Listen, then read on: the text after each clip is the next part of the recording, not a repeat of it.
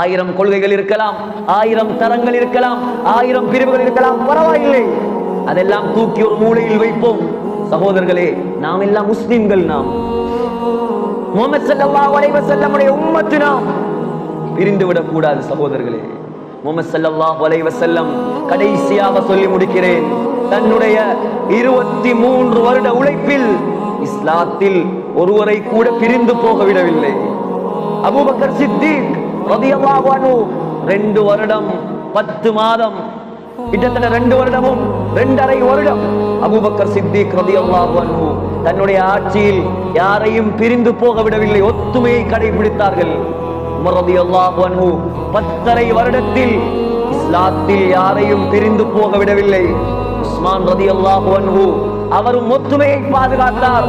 ஆனால் ரொம்ப சொஃப்டான மனிதர், ரொம்ப மிருதுவான மனிதர்.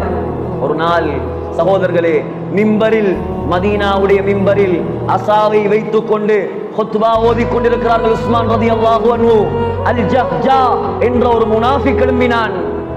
எழும்பி உஸ்மான் ரலியல்லாஹு அன்ஹுடைய அசாவை பறித்து தன்னுடைய முழங்காலில் வைத்து முறித்தான். அதுதான் இந்த உம்மத்தில் நடந்த முதலாவது குழப்பம். இந்த உம்மத்தை முதலாவது பிரித்த குழப்பவாதி அவன்தான். அவனுக்கு அல்லாஹ் கொடுத்த தண்டனை என்ன தெரியுமா? தண்டனை என்ன தெரியுமா?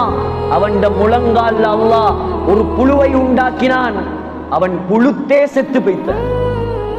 உம்மத்தை யார் பிரிப்பார்களோ, தன்னுடைய லாபத்துக்காக யார் ஊருடைய ஒற்றுமைகளை குலைப்பார்களோ, அவருக்கு நல்ல மௌத்து கிடைக்காது.